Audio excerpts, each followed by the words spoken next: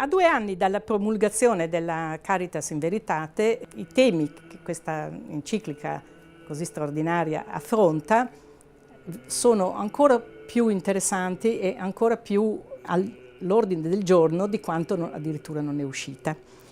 Ci sono molti temi che possono essere affrontati, vorrei concentrarmi sul tema dei fini.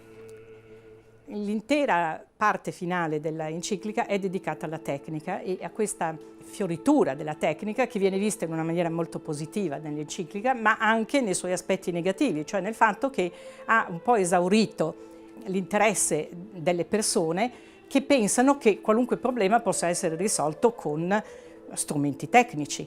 Allora, se uno desidera un figlio ma non riesce ad averlo, la tecnica gli risolverà il problema, non importa in quale modo questo problema viene risolto, purché venga risolto.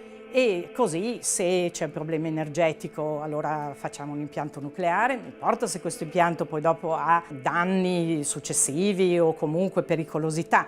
Insomma, si ascrive alla tecnica tutta la capacità di soluzione dei problemi, mentre invece bisogna capire, e la enciclica questo lo dice in una maniera assolutamente fondamentale, che l'uomo la prima cosa che deve fare è interrogarsi sui fini, quali sono gli obiettivi che devono essere raggiunti. Poi la tecnica servirà per ottenere questi obiettivi e allora anche il suo uso sarà diverso, anche alcune tecniche che possono sembrare utili per un fine di breve periodo, magari però invece su l'arco di un lungo periodo vengono dimostrate queste tecniche non adeguate perché rovinano quelli che sono veramente i fini dell'uomo. Se è vero che dobbiamo lavorare per dei fini, qual è il fine vero dell'uomo se non quello di partecipare della creazione, quindi di essere creativo?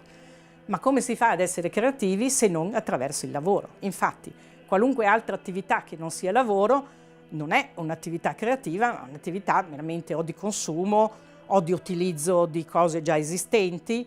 Solo il lavoro è quello che è capace di creare.